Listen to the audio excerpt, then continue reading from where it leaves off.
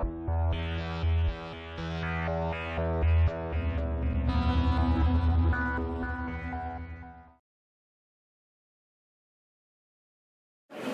you very much. We are extremely honored to have such a distinguished audience in this room today. My name is Chrysanthi Stefanou. I am on the board of governors of the Propeller Club, Port of Piraeus, as well as chairperson of the Events and Forums Committee of the club, and today I will serve as your MC. Dear attendees, welcome to this Global Cooperation and Training Framework affiliated event. This forum has been co-organized by the Taipei Representative Office in Athens, the US Embassy in Greece, and the Propeller Club Port of Piraeus, with the support of the Japanese Embassy. Together, we will explore the topic of innovation and inclusion in the shipping industry and maritime affairs. As you will see in the agenda in front of you, we will start with the opening remarks of the Deputy Chief of Mission of the US Embassy in Greece, followed by the Ambassador of the Taipei Representative Office in Greece and the Deputy Chief of Mission of the Embassy of Japan, after which the President of the Propeller Club will say a few words. We will then proceed with the keynote remarks of the President of the Hellenic Chamber of Shipping. Unfortunately, due to an important meeting at the Hellenic Parliament, Mr. Ioannis Papas, Deputy Minister of Maritime Affairs and Insular Policy, will be unable to give his speech today. However, he sends his wishes for a successful event and looks forward to a positive outcome. Today's agenda consists of two very significant panel discussions and presentations. Panel 1 will address innovation and technology in shipping, and Panel 2 will explore inclusiveness and sustainability in shipping and maritime affairs. So please allow me to call upon the stage Mrs. Maria Olson, Deputy Chief of Mission of the US Embassy in Greece. Thank you, Chrysanthi, for your kind introduction, and Costis to you and the Propeller Club for your work to bring us together today. And thank you as well to our Japanese, Taiwanese, and Greek counterparts for your support. Thanks to Dr. Pateras as you frame the discussion today. Today's seminar is being held under the auspices of the Global Cooperation and Training Framework, or the GCTF. This is a collaborative effort between Taiwan and its partners, including the United States and the Japan-Taiwan Exchange Association, to use Taiwan's strengths and expertise to address a range of global issues. I know Taiwan and the United States, Japan, and especially Greece have much to contribute to today's discussion on innovation, inclusion, and sustainability in the maritime shipping industry. I was speaking earlier today with the U.S. speaker in today's event, Ali Cedino, of Women Offshore, who is going to, I think, excite you with her experiences and perspectives on expanding inclusion in the maritime shipping industry, which is something that she's lived personally and brings a lot of enthusiasm and background to. So thank you for coming all this way to Greece to share your experiences with us.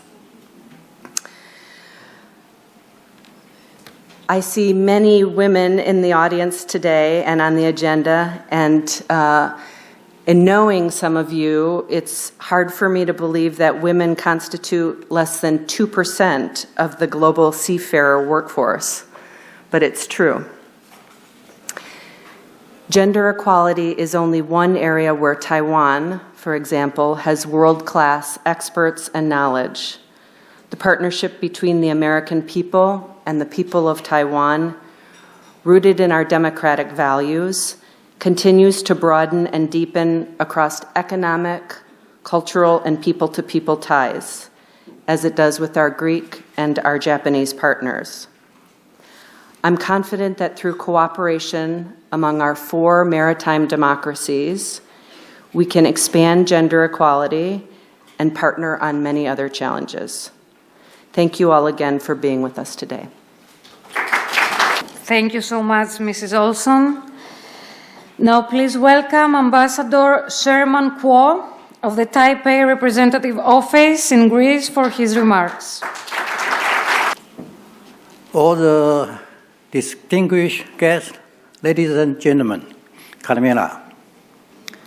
A lot of people asking around why this GCTF forum is involved so many embassies, including the American embassy, Japanese embassy, and the Taiwan representative office in Greece. In fact, in 2015, GCTF was established by United States and Taiwan, joined with Japan-Taiwan Exchange Associations. So as a platform, international platform, to all the democratic allies to share their knowledge and expertise to each other. For the past 9 years, GCTF have connected over 120 countries through Asia Pacific to Euro-Atlantic.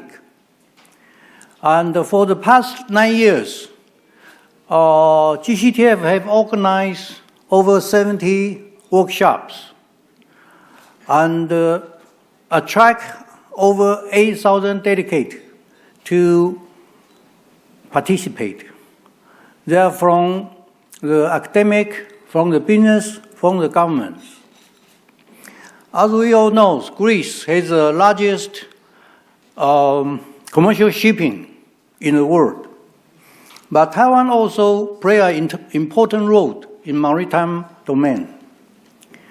Our 3 major shipping companies, including the Evergreen Marine, is ranking number 7th in the world. And I've seen that Evergreen's general manager, Jimmy Chen, was there. And also, the Yangming Marine is ranking 9th in the world. And their general manager, Richard Chen, is attending our forum today too. And also, we have another company, One High, is ranking number 11th. So Taiwan is so much to share, and very happy to cooperate with each other. And I would like to take this opportunity to extend my special thanks to the Propeller Club and the American Embassy and the Japanese embassies. And I wish today's program, you will all love it. And I believe this is not only the 10th anniversary of the GCTF, and I'm looking for the future. We have the more cooperation and the engagement in this program. Thank you very much. Thank you, Mr. Ambassador. Mr. Takaki Nemoto, Deputy Chief of Mission of the Embassy of Japan, the stage is yours. Well, esteemed colleagues and distinguished guests, Kireske Kiri, Fideske Fili, Kalimera-sas, good morning.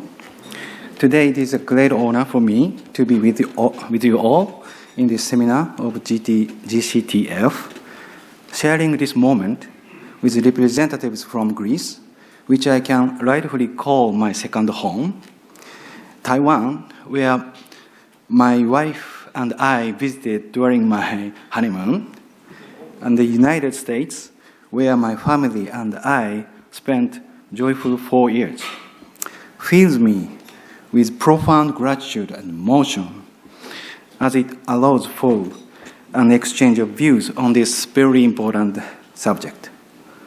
The sea, undoubtedly, is a vital place not only for us, but for the entire international community and human beings. It is where life on Earth originated, a basis of transportation which supports our economic activities, and it is a source of sustenance and nourishment, and a place of solace and healing. I believe today's seminar aligns with the timely trend of active discussions within the international community regarding the theme of the sea.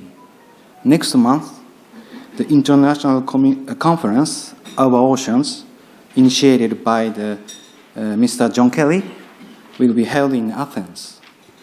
As a maritime nation like Japan, being invited to this gathering and exchanging views with countries and the experts concerned is very much appreciated. It is a significant opportunity for us to discuss about how much Japan can contribute to the maritime affairs, especially for the green shipping, and to show our ties and solidarity with Taiwan, along with our important ally, the US, and our strategic partner, Greece. I take great pride in representing Japan together with Mr. Suzuki, today's speaker, who is shipping building and ship machinery specialist in Japan. So I extend my heartfelt gratitude to all those who contributed successfully to getting this event prepared. I sincerely hope today's meeting will provide good guidance for all of us for our future endeavors, contributing intellectually to the further development of the shipping industry, as well as our economic activities through the sea. Thank you very much. Mr. Nemoto, thank you very much. Now I would like to invite on stage Mr. Costis Frangoulis, the president of the Propeller Club. Thank you. Good morning to everybody. It's great to have you all here today.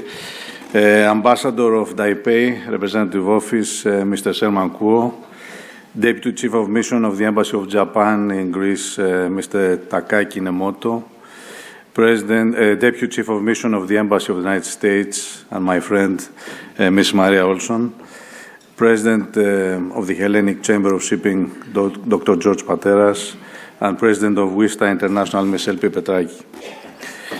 Καλημέρα σας και καλώς ορίσατε. Dear guests, I would like to welcome you all to the GCTF forum. It's a great pleasure to have each and every one of you today with us. The International Propeller Club Port of Piraeus is proud to join forces with the U.S. Embassy and the Taipei Representative Office in Athens with the support of the Embassy of Japan. We feel privileged to be hosting this forum, and we are delighted that it's taking place in Athens, Greece, the capital city of shipping of the world. The Global Cooperation and Training Framework dates back to 2015, where the United States and Taiwan signed a memorandum to establish a platform to address global issues. Since then, it has allowed Taiwan to increase its international influence by fostering ties with other countries and addressing global issues through training programs. Japan became a full partner to this framework in 2019, with Australia following in 2021. Over the past 9 years, the GCTF has held 70 international workshops and participants from 127 countries, while at the end of 2023, GCTF has organized 14 overseas events in 12 countries across the globe. The numbers clearly demonstrate the strength of this collective effort. As this year's event focuses exclusively on maritime issues, the Propeller Club is proud to offer its support and influence in organizing this forum. At this stage, it's worth mentioning that the Athens Forum is under the auspices of both the Propeller Club Port of Piraeus and the International Propeller Club of the United States, which I represent today as its first Vice President. We strongly believe that innovation and inclusion are crucial for the future of the shipping industry, and we're excited to be involved in this important initiative. Today, we are provided with a unique opportunity to explore new ideas and foster collaboration that will lead to positive change and innovation in the shipping industry, propelling us towards a more sustainable and prosperous future. It is of extreme importance to embrace new technologies and sustainable practices.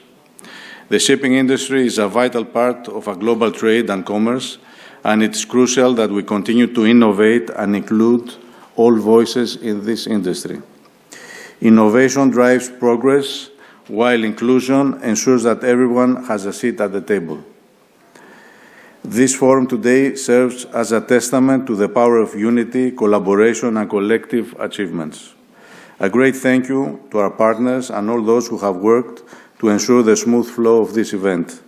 I would also like to thank all our panelists and those who attend today. I hope this to be a successful forum and that this gathering will lead to productive discussions and collaborations that will benefit our industry as well as the goals of the GTF. Thank you very much. Mr. Frangoulis, thank you very much. Last but not least, let's welcome Dr. George Pateras, President of the Hellenic Chamber of Shipping, for his keynote remarks. Good morning. Oops.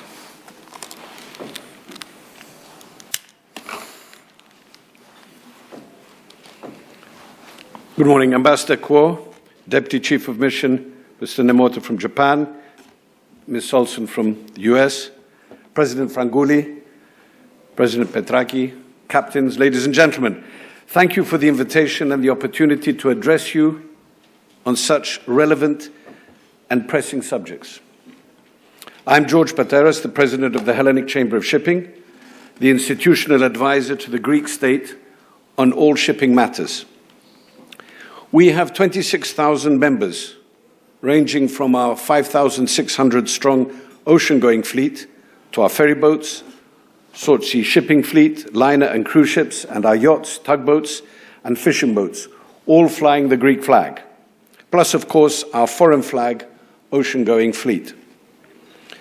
Greece controls more than 25% of the world's ocean-going fleet. Most people say 20%, but I prefer to exclude cabotage vessels that are not subject to the international IMO regulations. Incidentally, the cabotage fleets of China, Japan, and India are bigger than most of the IMO member state fleets. So you can appreciate that Greek experience, knowledge, know-how, etc., is a force to be reckoned with on all the aspects affecting shipping and, by default, world trade, as 90% of trade goes by sea.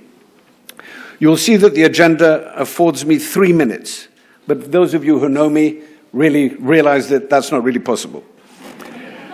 I want to touch on many subjects today, but I don't want to tire you by talking for too long or bore you by getting too granular or too technical.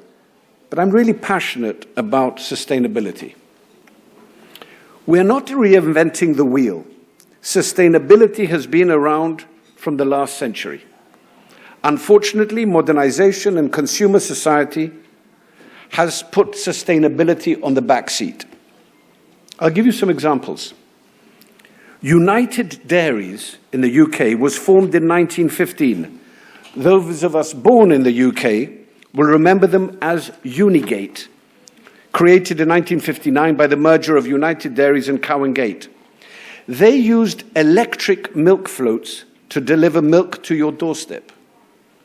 These electric vehicles were charged at night when there was an excess of power from the big coal-fired power stations that couldn't be shut down.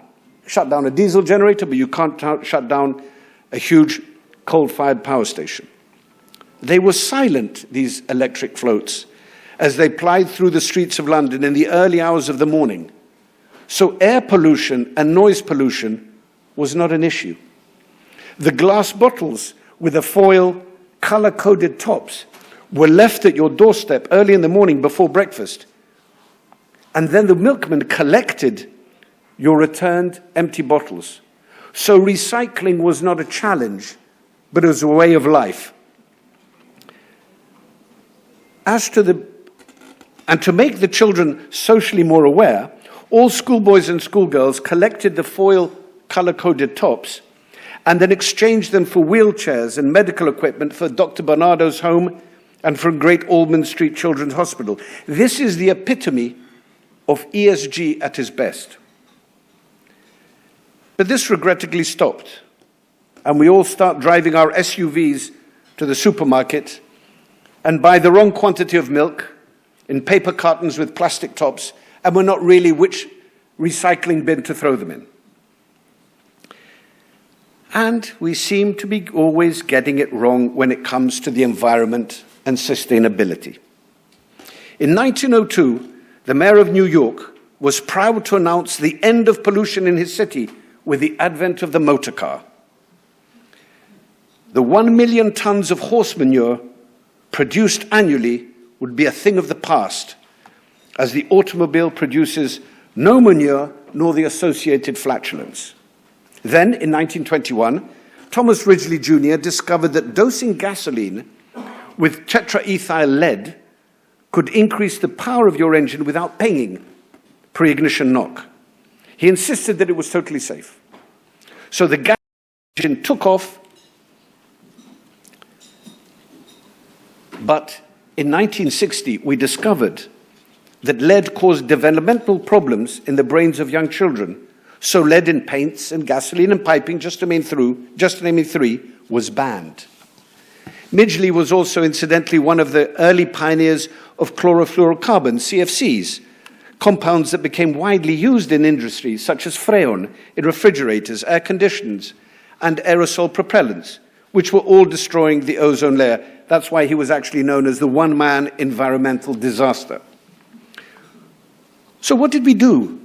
Rather than replace the lead with manganese, which worked just as well, we created unleaded gasoline because it sounded as though it solved the problem. It was unleaded. We retooled the entire car industry and created a new breed of car, then burned unleaded gasoline, and probably created the largest man-made industrial carbon footprint by scrapping all the cars, the old cars, and building new ones. I won't even touch on the carcinogenic side effects of the silver catalytic converters. So we got that one disastrously wrong. We must allow science to prevail and not political correctness if we really want to save our planet. So let's talk a little bit about sulfur.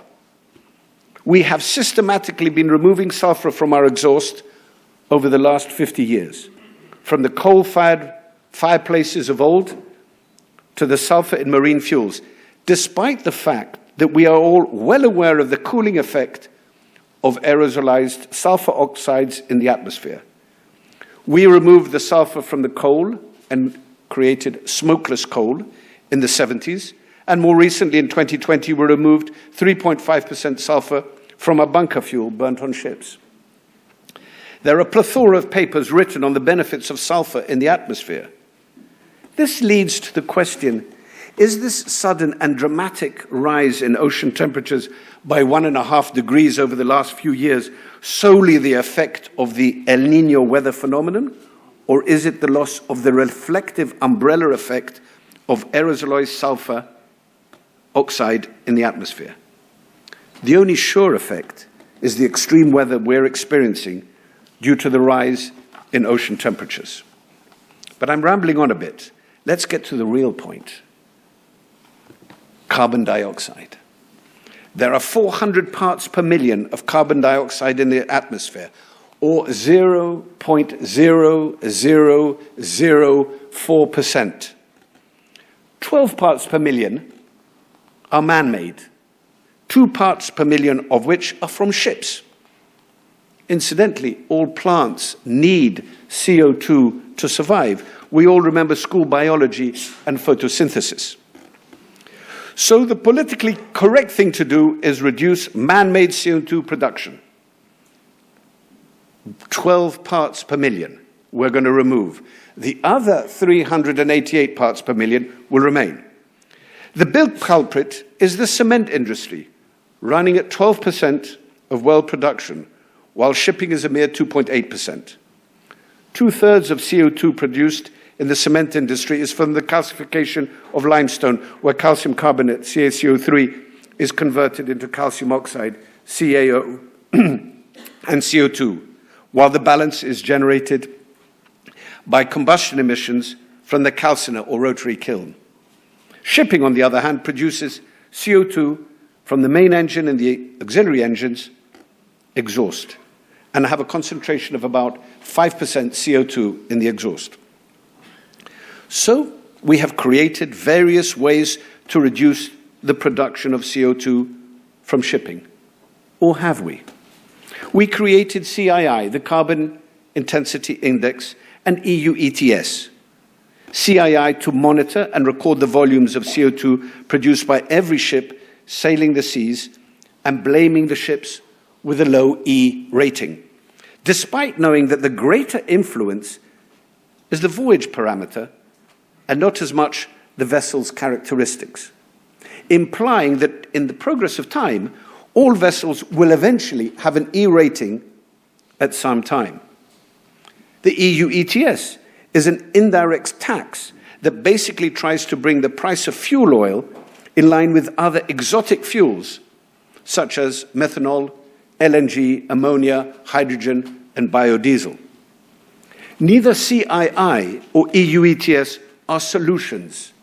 They are just money-generating instruments for governments to spend in trying to find a solution by 2050. Is this not a paradox? In the car industry, the car manufacturers and fuel producers were required to find solutions for their customers, the car owner. However, in the shipping industry, the ship owners are penalized for the inadequacies of the engine manufacturers and the fuel producers. So everybody's now got on the bandwagon, eventually, engine manufacturers and fuel producers, and are producing greener fuels. Notwithstanding the fact that in the car industry, they cheated to meet the required Tier 3 by stopping the engines at the traffic lights. What are we supposed to do with our ships? Stop the engines at the top of the wave and start them again at the bottom of the wave? I think not. But for fear of being considered facetious, let's examine the solutions offered today. Methanol, a carbon-based fuel that will give a CO2 saving of around 7% from tank to wake. But if you consider from well to wake, including the ship's additional construction CO2 production, we are talking about a greater CO2 footprint than a conventional oil-fired ship. Do we have enough biomass worldwide to produce e-methanol, or will we produce enough CO2 and hydrogen to produce e-methanol? I think not from cradle to grave. This will be another disaster. Ammonia. Well, let's get serious. That this is so toxic, any minor accident will kill people and the nearby environment. LNG. 78% methane, CH4, the most potent of all greenhouse gases.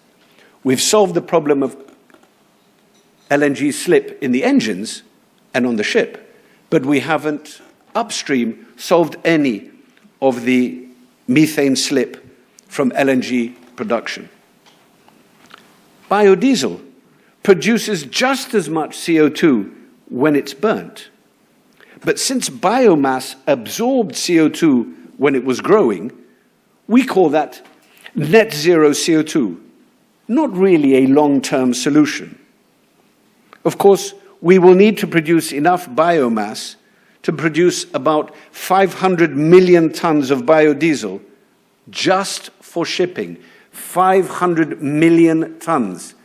Methanol, we'll need double that, we'll need 1 billion tons of methanol if all ships go to methanol. Currently, we produce 110 million tons for industrial use.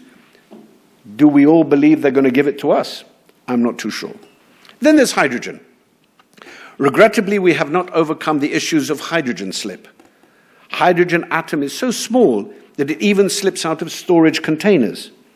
The problem is that hydrogen, H2 molecule, is so small and it extends the life of methane, CH4, in the atmosphere, which brings us back to square one. Additionally, we need to develop sustainable procedures to produce green hydrogen. We're getting there. So you're probably all saying, you've trashed all the ideas. What is my solution? Well, it's quite simple. The greenest from well to wake, or cradle to grave, depending on the industry that you're in, until we go nuclear with a fourth generation Thoron reactors with molten salt, I think we should stick to fuel oil and avoid the massive carbon footprint that will be created to rebuild the entire energy infrastructure of the world. You can't have the Far East having LNG, preferring LNG, and the United States preferring ammonia, and Europe preferring methanol.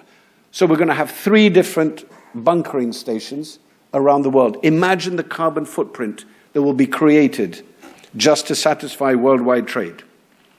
But we have the ability to improve efficiency even more. The Liberty ship that saved Europe in the Second World War and helped create the Greek shipping miracle after the war was 10,000 tons deadweight and sailed at 10 knots. Okay, we all said 10 knots. They were probably 9 knots. On 30 metric tons of fuel a day, whilst a modern Kamsarmax at 84,000 tons, 8 times larger, can sail at 12 knots on 12 tons of fuel oil.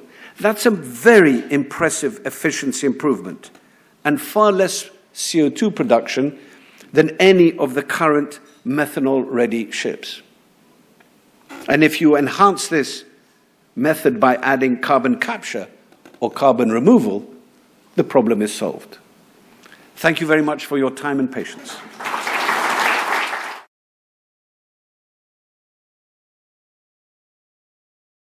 I think we are now ready to welcome on stage the participants of panel 1. Our moderator is Mrs. Helena Athoussaki, Chief Sustainability Officer of Motor Oil Group, and the speakers of panel 1 are Mr. Panos Theodosopoulos, Chief Executive Officer of METI Cyberspace Technology, Mr. Vasilios Petousis, Energy and Sustainability Manager of Synergy Maritime, Mr. Ilias Karyabas, Vice President of Regional Business Development at ABS Greece, and Mr. Seiichi Suzuki, Shipbuilding and Ship Machinery Specialist and Senior Ship Surveyor in Japan. Thank you very much for this really interesting invitation about pacollaboration and training among different countries. I must say that after listening to Mr. Pateras' speech, I thought that he immediately cancelled our panel, basically. But we are during the 4th industrial revolution, as everybody knows, and that includes innovation, digitization, and clean technology.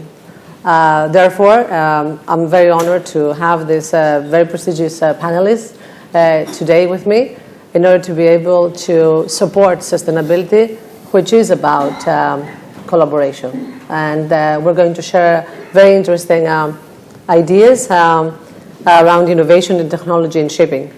We're going to start by setting the scene, which is very important. Of course, Mr. Pateras set the scene, but in a wrong way, okay? But he actually definitely said a lot about the challenges we're going to face. However, I would like to ask for a presentation, Mr. Suzuki, in order to present the new technologies coming from Japan.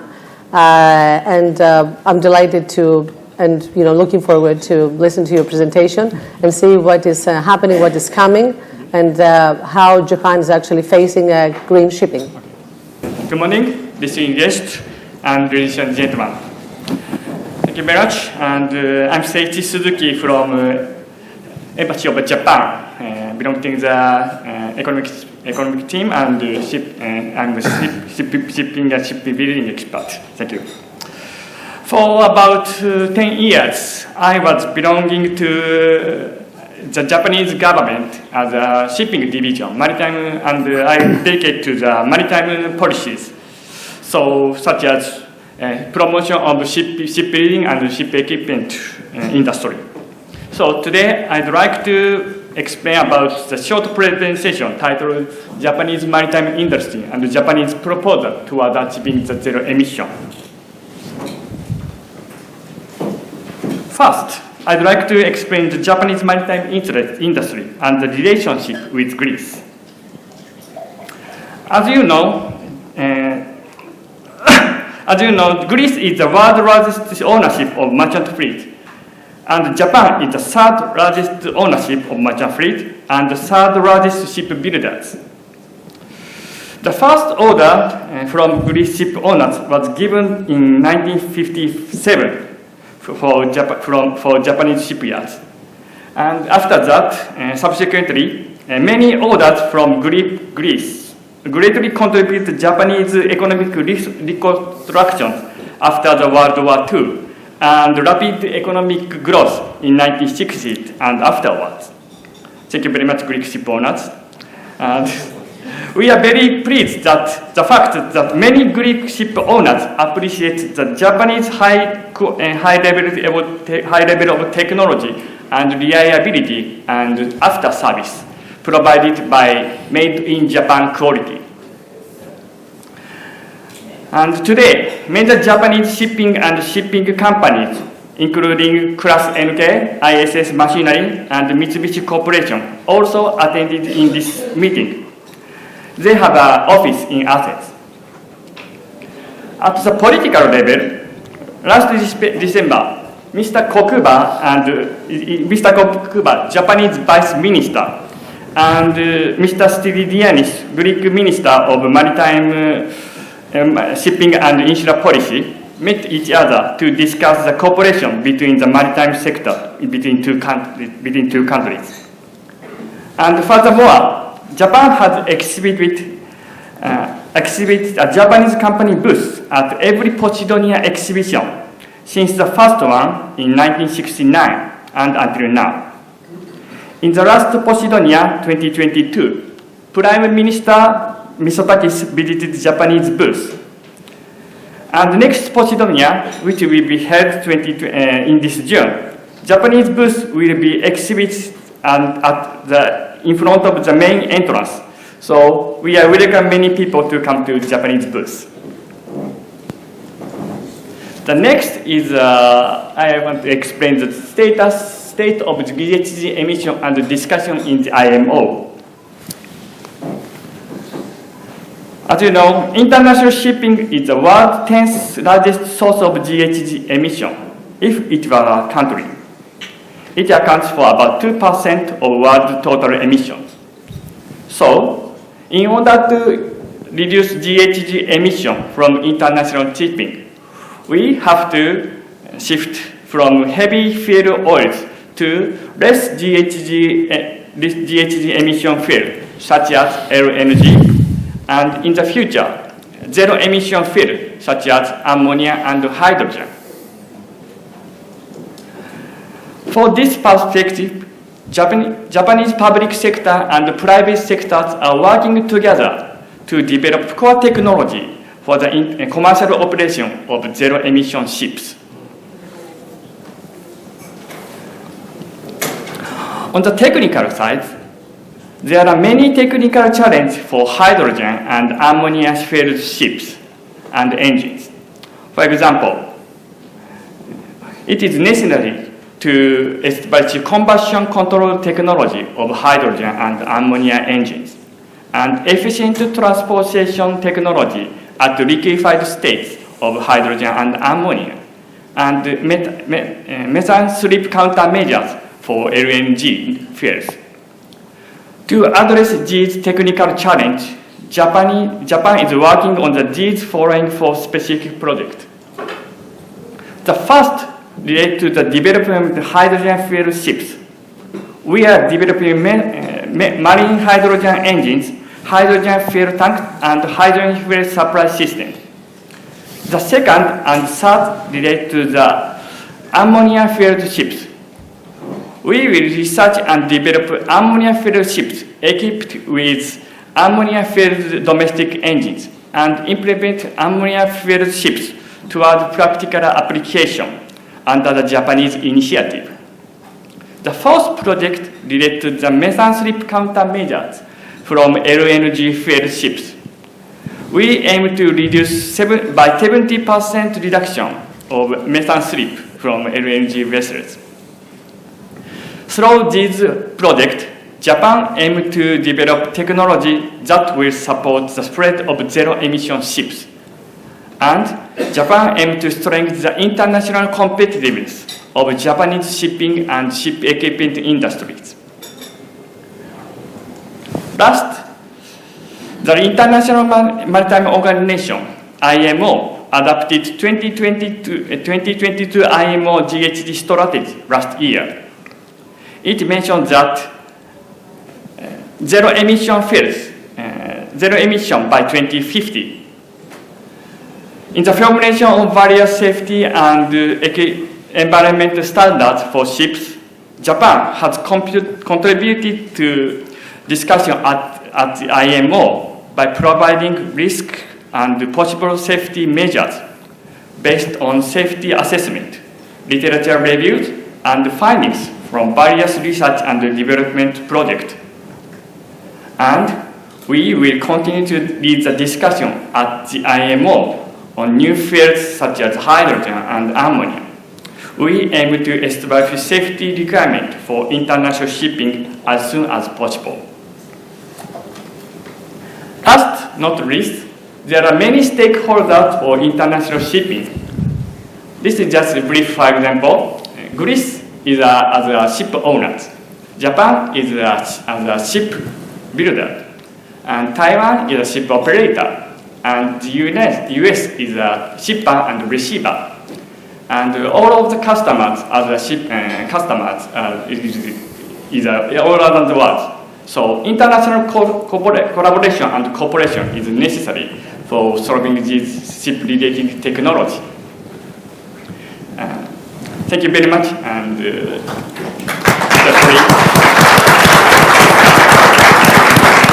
Thank you, Mr. Suzuki, and I think you end this nice presentation by basically touching on the collaboration between the different parties, as we call it in sustainability, stakeholders, to be able to produce this innovative technology. I think there is no going back. I mean, what we've seen now is that, one way going to the green technology, and the developments that you just show us, showcase that this is what is coming. I'm pretty sure that during Posidonia we're going to see many more, developments towards green technology. So after this, really nice presentation, I want to ask you, Panos, since you're on the digitization side, and clean energy and digitization goes hand in hand, can you just set up the scene on the new technology innovation, what is out there, in order for the audience to understand, what we are facing, what sort of technologies we're facing, what is coming? Sure. Thank you very much. Thank you for inviting me. It's a pleasure to be here.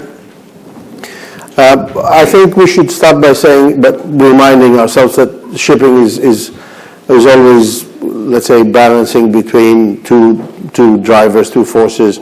Regulation is one hand and profitability is on the other hand. So, all technology practically tries to address this fine balance between regulatory framework and profitability, of course, of the sector.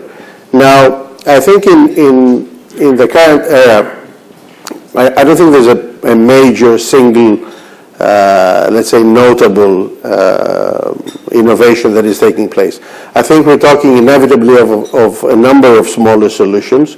So different pieces of the puzzle that make the story viable until we reach in any way, which way or form. I don't want to get into the politics of the new fuels, but until we get into that era, I think we're talking about a sort of a combination of different technologies.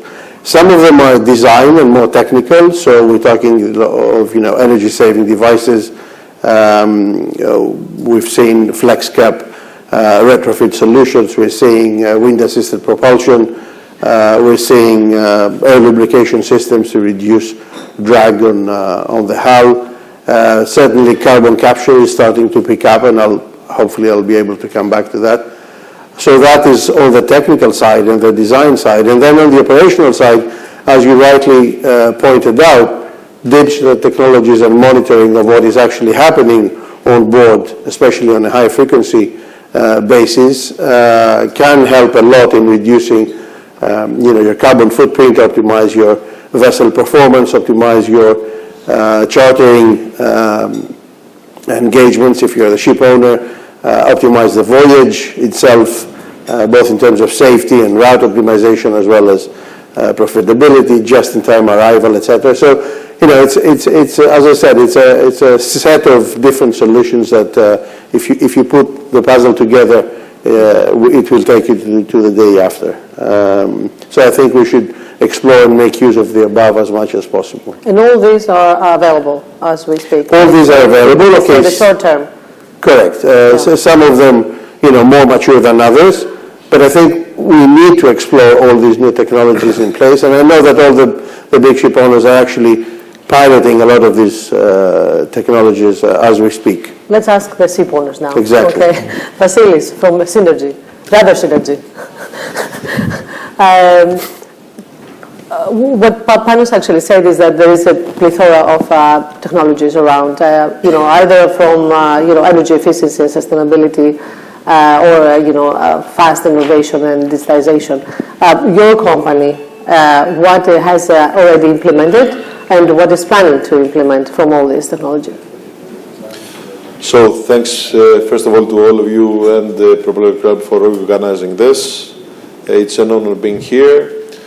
We have actually pioneered on remote, let's say, performance monitoring of high-frequency data monitoring in Synergy from 2017. And it's a very huge benefit for all. I totally agree with Mr. Thosopoulos about this, because it helps you quantify the effects of whatever you do. So that's a very huge tool. That's a very powerful tool, because it allows you to mature on something that can give you back. Let's say technical measures such as silicone paints, really, which are, in our opinion, an applicable and easily accessible optimization tool. When you quantify the effects of such things, you realize that you need to progress on them quicker, and you get the benefits. So the digitalization has been hugely beneficiary for us, because it allowed us to quantify and to evaluate the alternative solution, choose wisely, and do these days tangible actions that improve the fleet's efficiency. When you talk about energy efficiency, what type of percentage are we talking about?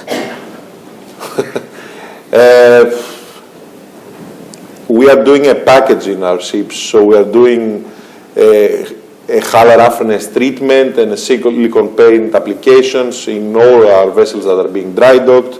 We are doing MEVIS ducts, pre-swirl ducts that improve hydrodynamically the vessels upon the dry dock. We are doing AI-assisted route optimization. We are doing preventive maintenance monitoring to avoid efficiency decrease. So all of it, I would say, something really significant. I wouldn't want to. It's a package of measure, basically. Yes. Okay, that each of it actually but I'll tell you what. The core thing is that I agree with Mr. Pateras that, because we mentioned it earlier, that the carbon footprint of renewing the fleet to something that's uncertain for the time being, since there is no prevailing technology, is huge.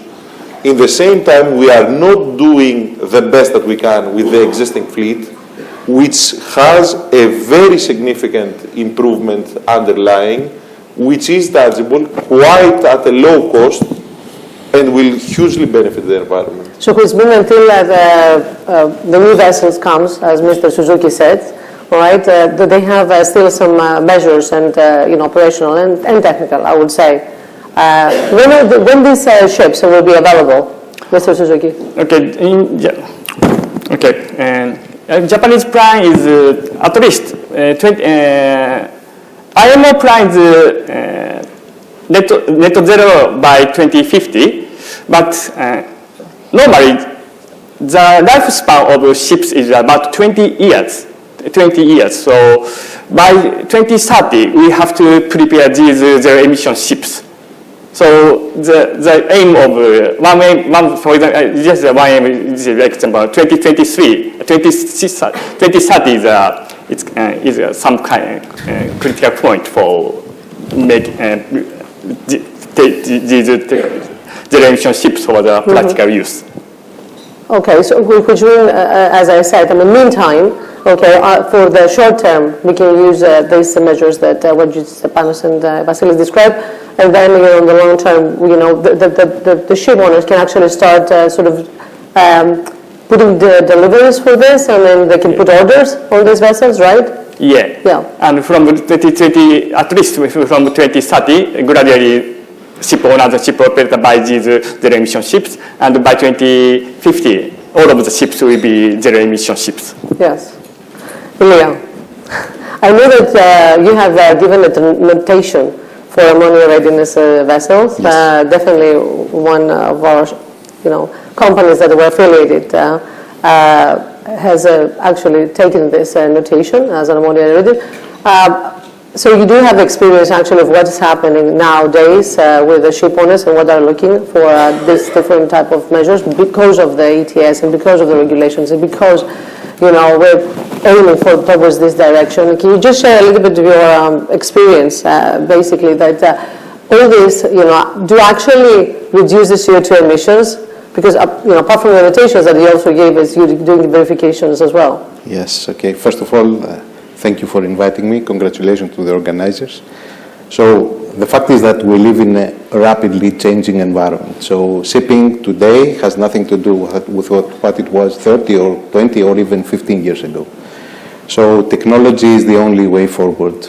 We have seen technology applications for years. We have seen energy-saving devices, we have seen scrubbers, we have seen water ballast treatment systems, and there are more and more coming. So there is a big discussion for wind assistant propulsion, for example. Okay, this increases the cost, increases CapEx, OpEx complexity, but it seems that it provides, in certain cases, it provides results and can reduce the environmental footprint and lower emissions. The same thing we see with the low friction coatings. So they are getting more and more sophisticated, and we see tangible results from this.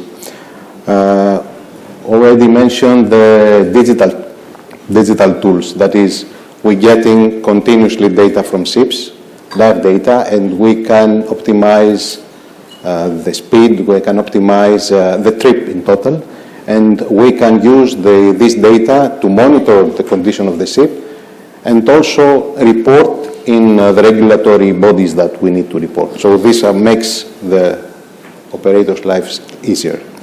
Other things that we have and are coming is the onboard carbon capture systems. Okay, these are already existing ashore. This technology needs to be marinized. There are some challenges. There are some challenges also with the logistic, with the carbon capture, what we do with it, and the land infrastructure. The installation, how long does it take? I mean, the installation is easy? The installation is easy. There are some pilot projects already there with some small systems. It seems that it's working. Can it be a retrofit or is it only for It can be a retrofit. Actually, the pilot projects, many of them are on existing ships. So yes, it works, and it can reduce substantially, and we can get very close or comply with the new, very strict regulations. And the classification societies actually get approved? Yes, and we have pilot projects with that.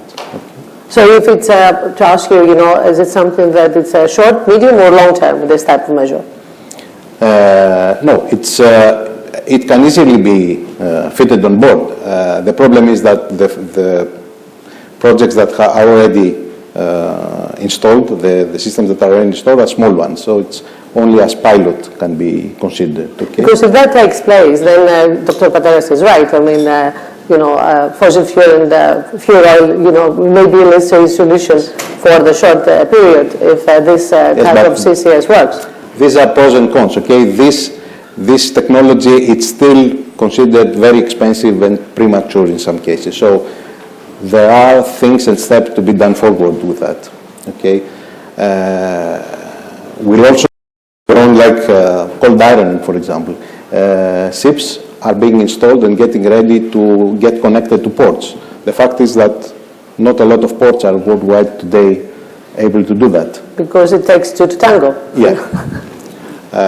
We also consider alternative fuels. Okay, the fuels that are closer to get used is methanol that is already there. Technology is there. Engines are there. We don't have green methanol though. And ammonia is almost there. Engines are being tested, but again, we don't have green ammonia. So the fact is that technology is there, but in many cases is premature and expensive. So that's why mainly Greek owners also do that. They wait, okay? They wait and see.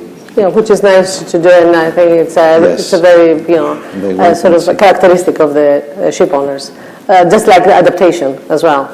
Now that brings me to the challenges, and on the second round of questions about, all this. This is what we have available, all right? They're not, some of them are early stage, some of them are more, mature. But definitely there are lots of challenges, and we're going to have a second round of questions about the challenges. I'm going to start with Vasilis. And, I'm pretty sure that you have done your feasibility studies within your company, okay? And one of the things that we do in the feasibility studies, we're looking not so much on the opportunity, but, the challenges. Can you just explain a little bit more on the challenges around these innovative technologies? It's actually quite a difficult thing navigating through that, because just picking up from Mr. Kariabasa's on carbon capture technology, we are nowadays having a study about the applicability of carbon capture technologies on board Cape-size vessels that most of our fleet is. So the thing is that it's not only a matter of expense, it's a matter of safety, and the challenges have to do a lot with safety, with financial viability. I mean, you have to pursue your investors to take a bet on a technology that's not mature on various aspects of it, on the technology itself, on the infrastructure ashore, on the personnel that will handle it on board. So I understand and I agree that the owners should wait and see. It's a reasonable way to evaluate what's coming and move towards something viable, because all the availabilities these days are not there to deliver. So how can you bet on something like that that we might in 5 years make you non-compliant? You will have wasted the capital of your company, of your stakeholders. But the investors actually are also have a pressure to invest in green technology and green companies as well. I mean, in my company, I receive every week questionnaires on what we do in terms of greening our facilities. So I mean, you must take this into consideration. So it's about you have to take a sort of a decision pretty quickly, even if you need to take the risk. And in that case, what do they say? I mean, do they expect it, and do they accept the fact that you want to wait? our vision is, and we share it with our investors and they support, that the existing fleet has to operate at tip-top conditions, utilizing all the practical tools that are available to have the better performance possible. And that the innovation has to be directed on retrofitting existing vessels to get able to meet the requirements. So yes, definitely our investors support us on this. And definitely we think that this is the right way to go forward for that. Okay. If you had to, let's say, build a vessel now, what will that be? I hope we will not have to take a bet this time. I think that we will have to wait a little bit more. Mr. Suzuki, I think you need to wait for a synergy and the ammonia or the hydrogen. Yeah, I think there's not technology is still mature, and Japanese government and the Japanese private company working together to develop this zero emission technology. So yeah, we want to quickly develop this technology and test it. Yes, you need to develop it quickly, and you need to test it. Yeah, in the practical use. Mm-hmm. Yes. So I hope that, but in the future, these green ships and zero emission ships will be a little higher than the conventional ships. So we have to make the system to buy these green ships, and we have to increase the motivation to purchase these green ships. So we have to compensate the price gap between conventional ships and green ships. So the price gap compensate system will be necessary for to motivate ship ownership company to buy these ships. And it's just an example of, this is my idea, but not the concrete idea. But if the conventional ships charge will be, we charge for conventional ships like heavy oil fees, and the charged money will be shifted to the green ships. The price gap will be short. Shorter. Yes, of course there is a price gap on the energy. Because on the conventional you need fuel oil, and then on the other one you may need ammonia or hydrogen. That would be also. But as we said, it's a feasibility that needs to be done. Panos, how can stakeholders, effectively can integrate all these new technologies and into this existing infrastructure, and taking into consideration operational processes that and the fact that the work cannot be disrupted because shipping works 24 hours and 7 days a week? Sure. Before I answer your question on how stakeholders can actually integrate, I'd like to stay on one of the problems that we have in the broad adoption. I'm talking about digital technologies now mostly, which is my area of occupation, if you like. I think one of the biggest problems that we are actually imposing on stakeholders to integrate and adopt these technologies is the lack of standardization. I think our industry has a lot to do in that respect. Other industries like the automotive, I'll take the example of the automotive industries, they've solved that problem 30 years ago. In the mid-90s, in the US, in the early 2000s, in the European Union, the technology with which you actually collect and disseminate data from the onboard operation, the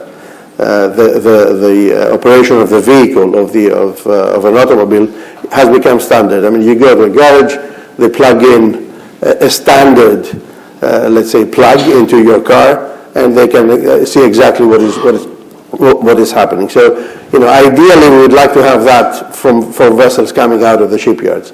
And I'm saying that because this is a lack, let's say, a barrier for adoption, a barrier for innovation, a barrier for a quick and effective usage of these technologies, which helps you, drive, like Vasilis said earlier, efficiencies in various aspects of your daily work. So, I'd like to put that on the table as a big issue, which we as technology vendors are also to blame for, if you like, especially the bigger ones. Now, what can one do until that is resolved? I think, and that is what I'm suggesting to our customers, start from whatever is closer to your DNA or what your biggest need is. If you're a company that is more sort of focused on technical issues, start from that area. If you're more a commercial and operational player, start from that area. There are applications across the table that you can use. So, just You're very short, actually. So you don't want to make a dramatic, let's say, cultural change. And I don't think you can. To be honest, I don't think you can I don't think you can impose a dramatic change. I think for a number of reasons, things take time, and we have to respect that in some way. We have to understand why and embrace this level of, and do our best from our perspective in terms of usability, value proposition, cost element, you name it. But as I said, I think standardization will be a big accelerator if we manage to resolve it. Mm-hmm. But there is a competition as well, and I think that, when there is a competition, you need to be able, let's say, to accelerate changes very quickly within your company. I'm not sure whether you can wait to see, where is your, let's say, your strength or weaknesses. I think that there's so many things happening so fast, in such a fast pace, that I think it's more about you, and I don't want to put the pressure on you, but I think it's the service provider, digitization service providers is the ones that need to come up, let's say, and start training people and to bring them up to speed, because I don't know, Elias, do you agree with that? I mean, of course, there are other issues that people need to be trained, because when we're talking about innovation and digitalization, we're also talking about, health and safety issues, things that need to be resolved. Because if we have these technologies, I mean, I'm not talking about the Baltimore incident yesterday, but I wasn't sure. I was just thinking, again, a human error could be. All right, is it this, and that is something that, again, we need to think about, going forward, that sometimes digitization actually can save lives as well.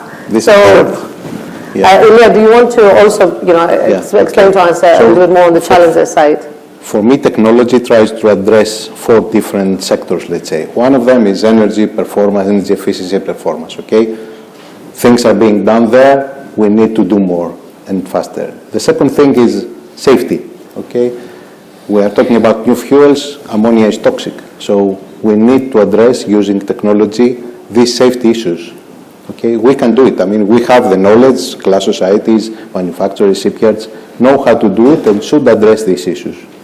And they are currently doing work on that. Next thing is connectivity. Connectivity and digitalization, meaning that we cannot go from the traditional business model to the new era without upgrading the digital and networking infrastructure. And finally, you mentioned training, okay? Technology, it was always there for training. We still have, today we have training courses, simulation tools that address training in navigation, in cargo handling, in various, every equipment installed on board has a training manual and has a training course behind that. So, and all these are interconnected. You cannot have, we don't care about performance if we don't have safety. And in order to have safety, we must have crew trained appropriately. So, but the training need people to be able to be trained. Yes. I mean, and the shipping industry, maybe it's a little bit behind on this, because as Pano said, it's based on the culture. You always, you trust the people that they have worked with you many years, okay? And nowadays, these people are a little bit, older. And is it possible, these people, to catch up with all these technologies? Yeah, this is a question mark, yes. But on the other hand, we are not, ammonia is something totally new for shipping. Okay, vessels are carrying ammonia, but they are not using them as cargo. Even from the bunkering stage, there are issues there that have to be addressed. But on the digitization side, Vasily, in your company, do you do a lot of training? We are doing a lot, yes. We are doing a lot of training, but you have to understand this. We have I'm not talking specifically for our company. I'm talking as a shipping industry. On behalf of the shipping industry. Yes, we have a lack of skilled people for our ships. In the same capacity, yes, yeah. we have a lack in skilled personnel. In the same time, we have an integration between man and machine, let's say with new technologies and ourselves, that has a lot of room to make, which lies on the shoulders of the technology providers, because we need more efficient integration. We are chasing around the systems not working, we are trying to make them work for us. So we are in a circle that does not serve us that right yet. In the same time, we are asking our crewmen to support the systems, to be on board and travel the vessels, to stay up to date, to stay safe, to think about everything to avoid, let's say, incidents like Baltimore, and to get familiar with hydrogen, which is like the most difficult thing to handle on board due to the nature of the element, or ammonia, which is the most toxic. So the way we see the things going forward is to improve on the integration between man and machine, between the technology and the crew. That will take some burden off the crewmen's shoulders and allow them to evolve, to follow the new paths. But the ball at this time is in technology providers to evolve and on ship owners to integrate. I think, Panos, again, comes to you that, I don't know, of course, about your company, but I think that definitely the technology providers have the biggest responsibility at this phase to be able to say, to train people. We need to move on to the third round of questions, which has to do with the financial investments that need to be taking place to be able to have this green evolution in shipping. And I'm going to start, of course, with Mr. Suzuki, because you're very in favor on the collaboration between the industry stakeholders. And I want to ask you, in terms of investment, how much investment each stakeholder needs to put in place? Okay, how much? Okay, I'm sorry, I can't calculate how much is necessary to be the investment, but it is true that the cost of green ships, zero emission ships, is higher than conventional ships, and the cost of green fuels also higher than the conventional heavy oils, heavy fuel oils. So these costs should be shared by all stakeholders who have ship-related companies and ship-related organizations. Because there are ship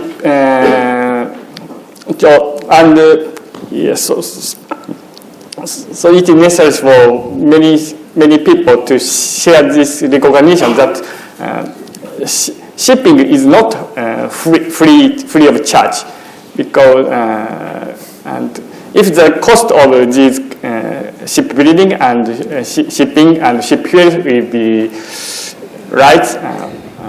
Not only the ship owner, shippers and receivers should be compensated, but also all customers, all those about consumers should be compensated. This transition, and green cost. So if you want a green ship, you need, or if you want a green product, okay, you better pay for it. Yeah. Okay. And regarding to the digitalization, this technology should be more be higher than the conventional technology. So all of the people have to compensate this higher cost. Let's ask those people that will compensate, which is the ship owners again. And Vasily, what are the factors that influence investment decisions? I mean, if you could give us the factors that you take into consideration when you do these feasibility studies, not only on the green vessels, okay, even on the digitization side. What are these factors that the sort of your stakeholders actually take into consideration? The stakeholders? To assess, what I'm talking is the stakeholders, including your shareholders as well. You know what? Our stakeholders cannot support something that's not financially viable at all. I mean, non-financially viable investments are not transport work, are not shipping. It's R&D. Mm-hmm. So our stakeholders support long-term projects that make some financial essence and support us pushing the boundary a little bit on areas that we have some room and that are tangible on a way. Let's say we have these days we are structuring a project of ours for partially substituting fossil fuel origin power through hydrogen on a vessel of ours. So we are partially substituting some of the required power for propulsion of the vessel by hydrogen. So we have support on pushing a little bit, but financial viability has to be in the picture as well. So in the financial viability, I mean, and if we're talking about short-term measures, okay, we're talking also biofuels. I mean, we hear a lot about blending the biofuels with fossil fuels. Would that be a feasibility study for you that, would they actually look into the price of the biofuel, the capacity of the biofuel? I'll tell you what, we have done actually many trials with biofuels. And we are scheduling one the forthcoming days for a vessel of ours that's calling Rotterdam, which is these are very good news for all of us, because up to now there was not fuel available in the European area to easily bunker. So biofuels are an option, yes. The biofuels are an option. It can be an expensive option as well. Elena, I mean, when you talk to your, so we will, finish off. Okay, I'm just looking for an answer in terms of the investment side. I'm just trying to understand, where is the problem in terms of, having the technologies on board and having ship owners start putting orders on the new technologies or on the new vessels. That will include vessels that are designed for hydrogen, ammonia, including all the digitalization aspect of it. At the moment, ship owners are new technologies, okay? They don't trust them yet. So it's difficult to invest in that. On the other hand, there have to be, it's not only on the ship owners, it has to be, we must have collaborative efforts on this. Okay, we must have joint projects that could start the whole thing and have the yards, the manufacturers, the owners, that could all of them try, and class societies, could all of them try and have pilot projects, and then based on the pilot project they can proceed with real orders, okay? Of course, important is the financing institutions, okay? Investments come also from outside the maritime industry. We should have all of them, yards, manufacturers, class societies, ship owners, governments, IMO. IMO actually now should start doing, having global measures. We should not have, the local schemes and regulations. This complicates a lot the situation. So we should have IMO providing everybody common rules for the whole world. So what you're saying basically, in order to wrap up, Mr. President, can we have one or two questions, at least from the audience? Thank you. Is what you're saying basically is that the ideal solution is to be able to say, first of all, to standardize the technology. Okay, that's very important. Have everybody on board, basically on board, to be able to say, to create the market and supply and demand. Because we as a fuel providers, we're expecting, of course, the new vessels to be ready in order for the ship owners to buy those vessels, and then we are able, to say, to produce the fuels and the new fuels for the energy side. So that is exactly what we're talking about. So we're talking about, collaboration. That's why we are here. So thank you very much. I will take 2 or 3 questions if you want. Any question that you may have for this very nice panel? Now is your time to ask. Anyone? Yes, please. Could you please elaborate a bit on the carbon capture? We have a potential customer on the carbon capture technology. I think that Panos is actually, Panos is working on that. Carbon capture?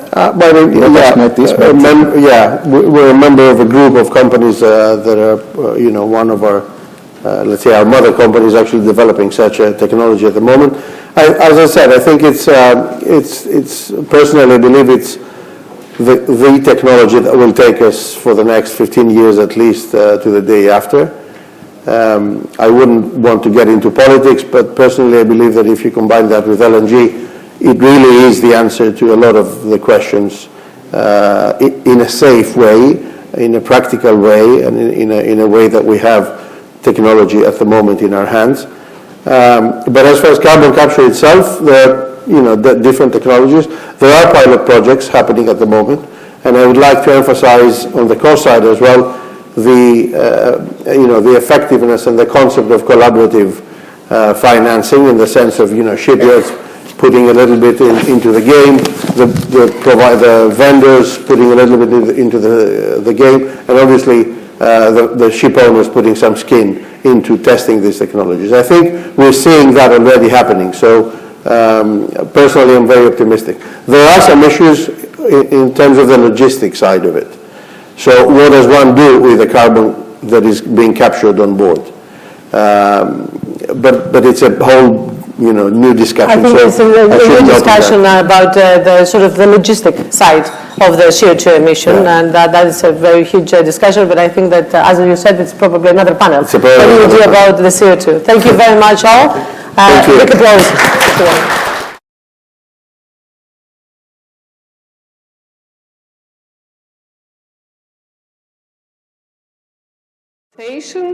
However, we all understand that it's a large and growing source of greenhouse gas emissions.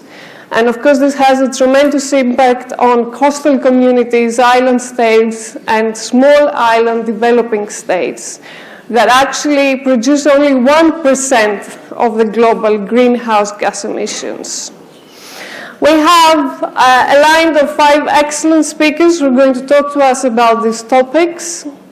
Our format will be slightly different from the previous panel, so each of our speakers will have 5 to 10 minutes to talk about what they came to discuss with us today, and then we will have all of the questions in the end. Our first speaker today is Mrs. Elpi Petraki. She's the president of Vista International, and I believe that she's going to share some of her experiences in the shipping industry as a woman, and to discuss about inclusiveness and diversity in the shipping industry. Thank you. The floor is yours. Thank you so much. Thank you to the organizers, and thank you for this collaborative opportunity and this cooperation you have here. And This is what we need, and I think what the maritime industry has focused upon in the recent years. I'm the president of WISTA International, and let me explain what it is, because I know that a few of you do not know. It's an organization of 50 years. This year we are celebrating our 50 years of existence. We have a presence in 59 countries, more than 4,500 members around the world. And our mission is to attract, to support women that are employed in management or decision-making level in the maritime, trading, and logistic area. Let me just start, sorry for doing that, but I need to set the right numbers there. The 2% you refer to, the less than 2%, is referring to women that work on board the vessels, not in the maritime industry. WISTA and the IMO in 2021 made a survey, and the numbers are much bigger in the shore. It is more than 37% in managing companies, owning and managing of vessels, and approximately to 24%. So we do see that there has been some good work in the recent years, and we have seen this through WISTA in the development. We see how many women are here today. There were more earlier on, but in Greece is always a good example, I would say, of this diversity and inclusiveness, and the same goes with the US, and both of them are the two highest numbered WISTA associations we have worldwide. I have a very nice speech here written for me, but I don't want to go through, I never do. I usually take ideas and go. So what are we here to talk about? We talk about sustainability, and sustainability includes inclusiveness. And thanks to ESG framework, companies, because they need to make reportings, they need to make financial reportings and attract more financial investments, they focus upon it. And we are very lucky that the social part of the framework is there and has led to a lot of discussion. The IMO as well, when they set a day for women and empowering women in the maritime, has made a huge change in the discussion. And when we talk about women, we really don't want to talk about it in a competitive way. We talk about creating safe environment, inclusive environments that will help all. Definitely less represented groups, groups that are of different religion, different sexual orientation, different beliefs. But I think in the shipping industry, as a global environment, we already had that space. But it's good to create an environment that is safe, and I will continue to say that word, because if we want to attract young people in the industry, diverse people, especially on board the vessels, we need to create a safe environment. We cannot set a call out there, and I'm referring to my panelist next to me, to call women or others to join the force, especially now that the needs of the young people have changed, without ensuring that the environment has some guidelines that are followed. And this is what WISTA is trying to do by participating in the discussion worldwide, in the IMO, in the United Nations, in the ICS, wherever we have the discussion of creating pluralism in our industry, and especially with all these new changes, decarbonization, and so many challenges that we are facing, we shouldn't forget to include everybody. And as I think it was the president of the Propeller who mentioned earlier, who said that we should have everybody sitting on a table. Everybody. We need everybody's opinion, and that includes women. Thank you so much. Thank you.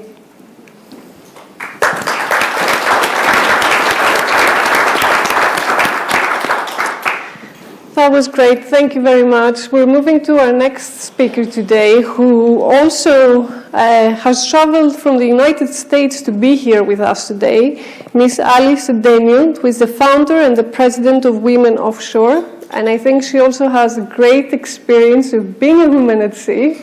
So she will share these experiences with us, and again, it will be very good to hear how to mentor other women, how to encourage other women to participate in the maritime workforce as well. Thank you. The floor is yours. Thanks so much, Dr. Sophia. So, hello everyone. I am here from Houston, Texas, and it's wonderful to join you all and to be with giants of the maritime industry in this room. So, truly, thank you for having us here. Cassie, my executive director, is here with me, and while it was a long trip, we are just thrilled to be here and full of energy to meet all of you and have great discussions.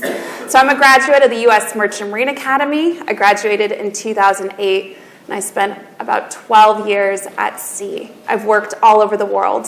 I've had fantastic experiences navigating vessels. Being a female mariner has been exciting. I've gone to Antarctica, navigated around icebergs, hung out with penguins, avoided pirates. I've done all sorts of things, sailed in different oceans, crossed oceans multiple times, worked in shipyards in South Korea and Spain.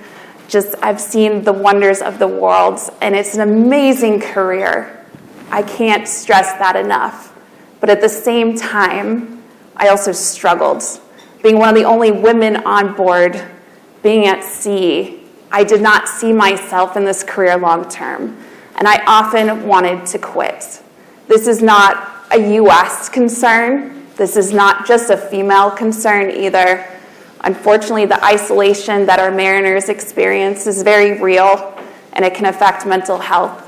Being a woman on board, especially, that isolation is taken to a whole new level. Women face harassment on up to sexual assault. It's very real, and it happens around the world. When I was a pretty new third mate at sea working on a foreign flag vessel, my captain would tell me that when I greeted the pilots, I would need to say, "Hello, Mr. Pilot, would you like coffee, tea, or me?" I was humiliated. And as we went around the world and stopped at different ports, he kept saying that over and over again. That's how I needed to make my mark on this industry. And those were the easy things that I had to deal with. And if I could go back and mentor that young Allie, I would have told her to report that captain. But I wasn't strong enough back then. I didn't have a mentor, and I didn't have that support. I just thought I had to deal with it. Well, in 2015, I got on a ship where there were a lot of women, and that made the biggest difference in my career. It changed my life, and I thrived in that environment. No longer was I this anomaly walking around the deck, because there were women in front of me and women behind me. We had women in all different departments. I worked with another woman on the bridge, and we mentored and supported each other. There was even a female engineer, and we would stay up late sometimes talking, looking at the stars, and mentoring each other. And we didn't realize that's what it was.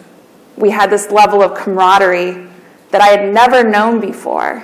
I didn't know what it was like to have these connections at work. And the men just looked at me as like another colleague. I didn't face the same issues I had been facing most of my career. I was promoted, and with that promotion, I was sent to South Korea to work on a brand new ship and shipyard. And while I was excited to go there, I was also concerned about leaving the vessel that I had so loved, that culture I had found, that sense of belonging. I didn't want to leave it. But I took that promotion, I went to South Korea, and I had a great time, but I missed that camaraderie. And I thought how my last vessel is how it's supposed to be. Women are supposed to belong. They should want to be at work. They should thrive. Everyone should thrive in this industry. But it wasn't inclusive. In 2017, when I was working in that shipyard, I thought, will the industry ever change? Maybe not, but maybe I could do something about it. Maybe I could emulate the culture that was on that last vessel.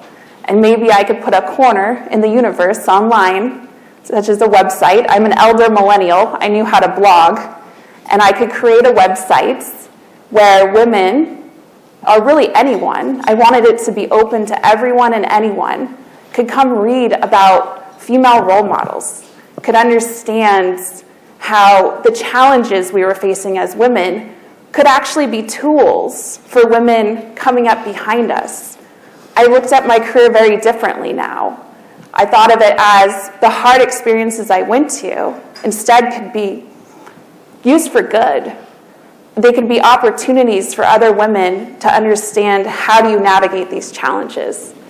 So I created this website called womenoffshore.org, and it was to be the place I always needed. So people could discover the maritime industry, and they could hopefully thrive like I had found out that I could as well. And little did I know, being a female seafarer, creating this website, I had created a lot of work for myself because almost overnight it blew up. The next day I saw thousands of views in my analytics. I was getting messages from around the world, not just women, but also men who found the articles interesting, who were intrigued by the stories, who wanted to share the stories with their daughters and their wives and empower them with the resources that were on the site. So here we are 7 years later, and we have a staff. We are a nonprofit. I have a board of directors that I answer to and I lead. And we have all sorts of different initiatives and programs. We are very busy. We have events. And our mission is two-pronged. We have a community we serve. We have women that we bring into the pipeline through our career development program. We are here to reduce the gender gap on the water, and it's working. We work with companies as well. That's the other side of our mission. And we elevate female voices. We show companies how do you make that sustainable change through a data-driven approach. So we connect our companies with the voices in our community, and we show them what women want and really need. And like she said, we need to be safe for everyone. A safe work environment should be the expectation, a safe and respectful work environment. In 2021, we had the Midshipman X story, which was so unfortunate. It went around the world. For us, it opened the doors for conversations to be had because we had been having these stories, these conversations behind closed doors about what it was like being a woman at sea and being sexually assaulted, what it was like to speak up and people would deny that what happened to you existed, and the rumors and the issues that you would have to face, the repercussions, the retaliation, and the problems that would exist that would push women out of the industry. But when 2021 came around and everyone was looking at the maritime industry and wondering, does this really happen? Do women actually get sexually assaulted at sea? They came to us and they started asking questions. We heard from press, we heard from lawmakers, we heard from companies. And they asked us, what do we need to do to change? And that led us to work as consultants and try to empower these companies with the information they needed to create that sustainable change. It ultimately led with the government in the United States, the Safer Seas Act. And just like she said, we need accountability measures, but we also need preventative measures. And one of the biggest preventative measures was keeping sex offenders off our vessels in the United States. So because of the Exxon Valdez spill, you cannot have a DUI or a similar infraction and have a merchant marine credential. But there was nothing stopping a mariner who's a sex offender from getting a credential. And that had to change. We also need surveillance on board vessels. And so we advocated as an organization for these changes and more.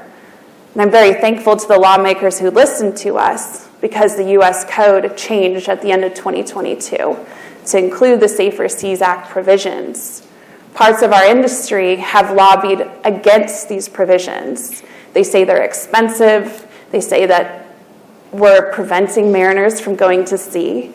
I look at it as we're keeping our mariners safe so we can have more mariners at sea. It's an investment in our culture and our safety. And for those who are in HR or have close ties with HR, you want to know what's happening on board your vessels. The companies can use these provisions as tools to monitor their vessels and keep their finger on the pulse of the culture. So we are very busy. We do a lot. And I know I only have 10 minutes, and I've taken up that time. But I would love to continue this conversation with all of you. You're invited to come to Houston in October for our annual conference.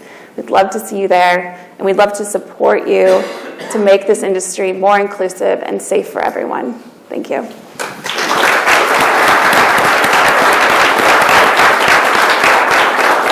Thank you very much, Sally. I have a lot of questions, but I don't want to abuse my power.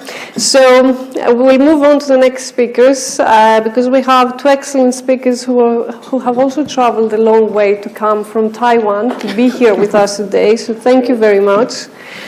Our next speaker is Dr. Jian Hong Chen, the president of the Taiwan National Academy of Marine Research. He's going to talk to us about Corby assessment, big data management, and climate change adaptation. And I think this will be a nice change. As Dr. Pateras underlined this morning, it's important to listen to data and the scientists before we listen to our own political agenda. So please, the floor is yours.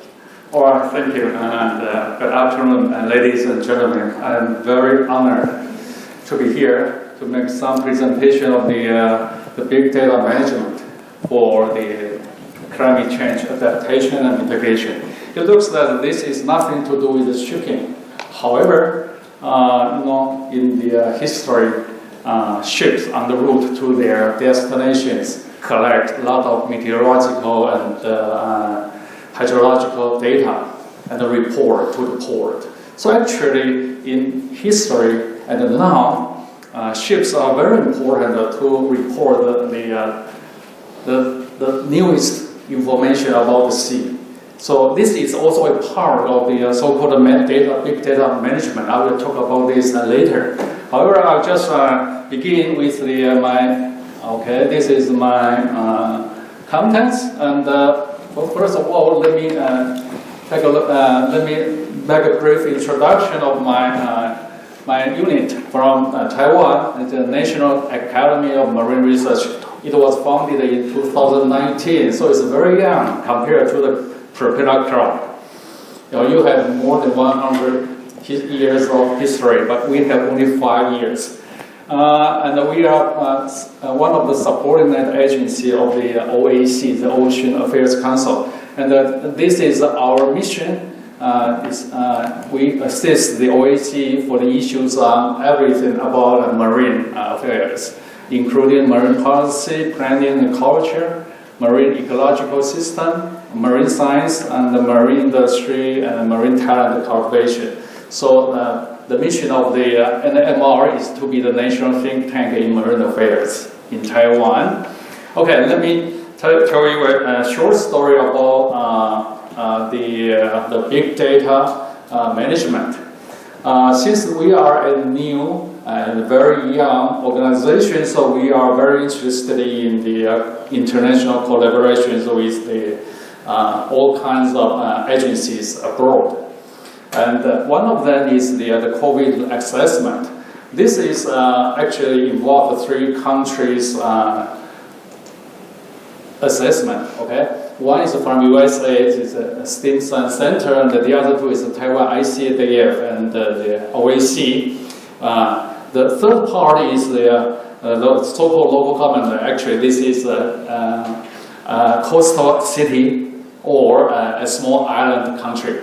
All right, and the Stimson Center provided the COVID methodology, and the Taiwan ICDF provided the coordination, OAC provided research, and we just work together to help the coastal city for climate risks, adaptation, and evaluation. All right, so this is actually the international work and the teamwork. So it's city or island-based method, and for provides national level details about the climate risks evaluation. And this is a holistic approach. It includes not just environmental issues, it also covers the social and the economic issues. Okay, Here I just show you an example which we are working with in the past few years on the assessment of Pateras and keys and levees. Here is some of the results. For the number one, we can see that after the evaluation, we attempt to suggest to establish a permanent data management and coordination mechanism. We also suggest to expand the renewable and distributed energy capacity. However, to make this possible, we need the so-called big data collection. And for example, to expand the renewable, we have to know where and when where the site should be, and when and how we should establish this kind of renewable energy site. So, big data is very important. I mean, the ocean big data is very important. This is what we have done in Taiwan in the past few years since our establishment of in 2019. So we established the National Ocean Database and Sharing System. We call it NODAS. And the data we covered from the water surface to the coast. From the water surface is about the hydrological data, and the coast to sea floor data, and the sub-bottom of the data is geological and geophysical. So all this is combined together into a big data system. We also have some data from abroad. Okay, so we can use this kind of data for many climate change adaptation policies and policies. For example, for the land use and energy industry to the agriculture and biodiversity. Here I just use some example that we apply this kind of big data in the energy industry. All right, the offshore data, offshore wind turbine, wind farm. So we have actually in Taiwan west coast, we have a very big wind, very good wind energy. However, the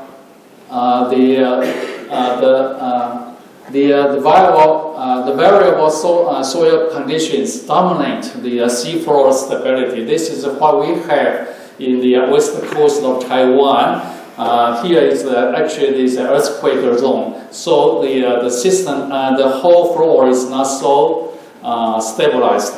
And in addition, we have a very strong so-called sand wave migration. Here is sand wave migration. Actually, for 1 year, the sand can move for up to 10 meters from one place to the other place. So we have to know the geological condition to provide to protect the pile from sliding.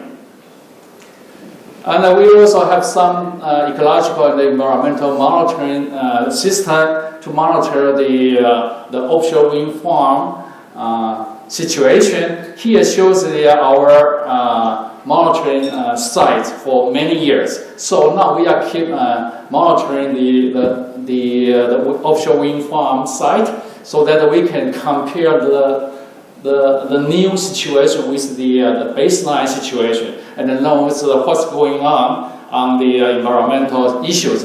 For example, we have some endangered white dolphin in this area. All right, and we also so we have to know how much and how many are still alive. And we also monitor other situations. And then we also, not just for the monitoring, we also built the so-called the green jade, the main installation vessel, which is the biggest, one of the biggest in the world. It's just designed for offshore wind farm. It's electrically powered with a space for liquefied natural gas, a pipeline and storage tank to reduce greenhouse gas emission. Also, we use this special ballast water treatment system to prevent marine ecological damage. And we also use and in this ship also use organic ranking cycles. This shows the ship it was built last year. Now, in addition to the wind farm, we also have the ocean current energy harvest on the east coast of Taiwan, where we have the second largest ocean current. Here we also survey the data is the basis for the site selection, including the hydrological and the geophysical situations over there.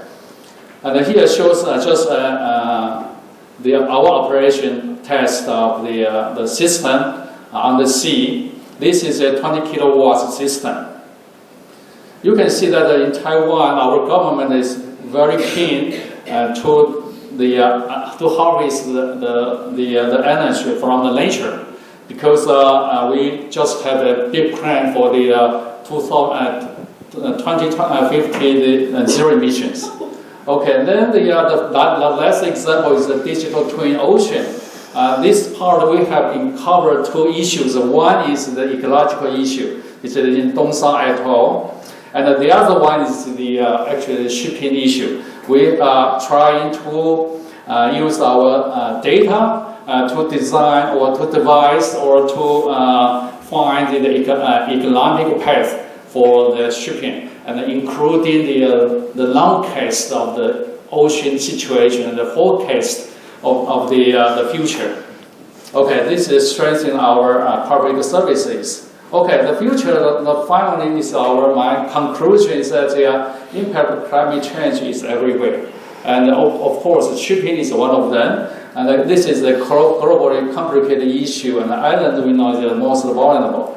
However, I think the ocean data management is a way for avoiding climate mitigation. So we are here, and I would like to show that I would like to say that we would like to more collaborations with the European Union. Thank you.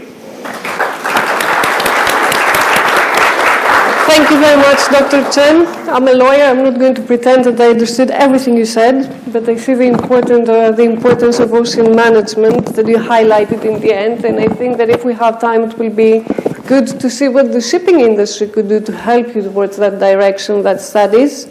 Our next speaker is Ms. Yunqing Zheng. She's the director of the Research and Development and Evaluation Department of the International Cooperation and Development Fund of Taiwan. She will talk to us about how to sail towards a sustainable and inclusive future, and a bit about how to strengthen the resilience in small island developing states. The floor is yours. Thank you.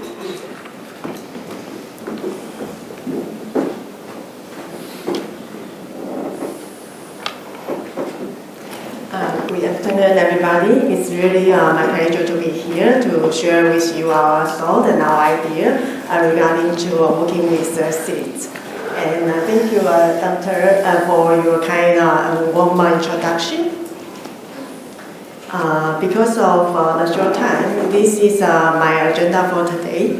And let me start with the introduction of Taiwan ICDF, and I will show you some of the examples about what I'm doing in the States. Just like Ms. Eddie was mentioning, she spent like 12 years on the ocean, and that's why I bring her to see the world. I work with Taiwan ICDF for around 20 years. Let's say, actually lay the foundation of me to know the seeds very much. So with that, I want to share with you Taiwan ICDF. It is because of Taiwan's own journey from developing nations to one of the world's economic powerhouse. Our ODA strategy actually draw on Taiwan's comparative advantages that responds to our partner countries' needs and also international development goals.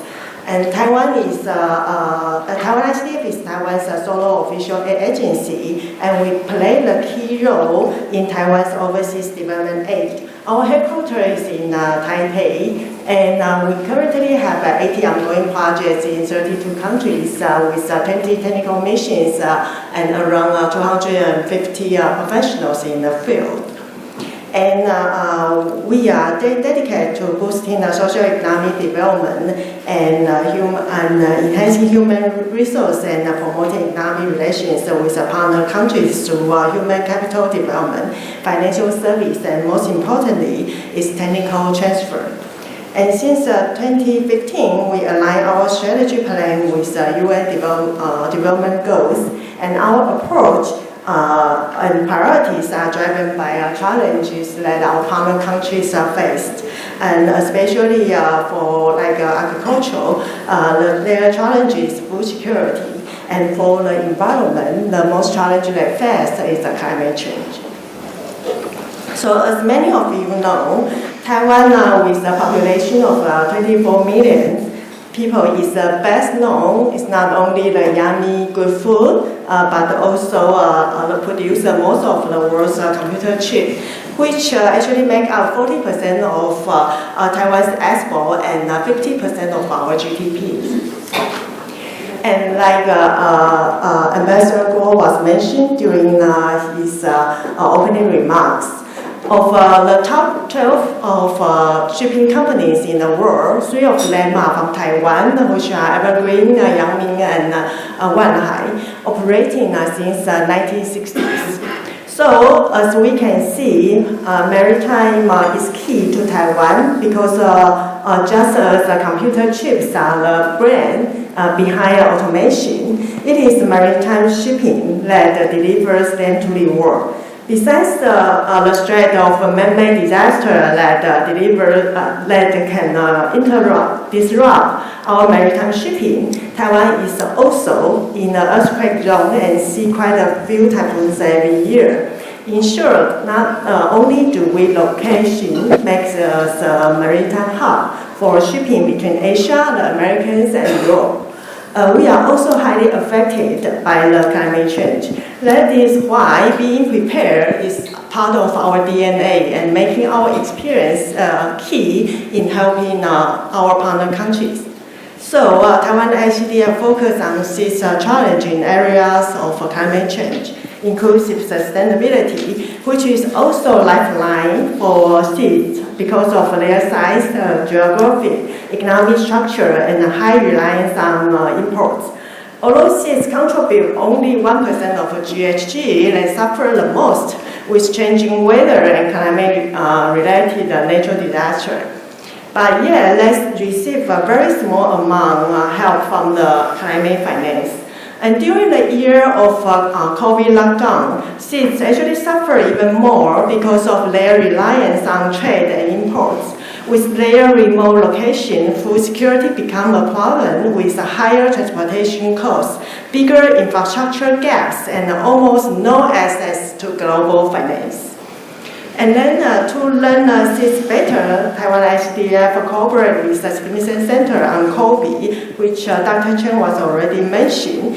And this tool actually helped us to better understand the risk profile of coastal cities and support the decision maker to better plan their sustainable development and climate resilience. For example, with the COVID report, we were able to use the scientific data to identify in 3 coastal cities in Fiji, Barbados, St. Kitts and Nevis, the key climate change affecting the balance of marine ecosystem, and then the operational efficiency and safety of shipping and maritime sectors.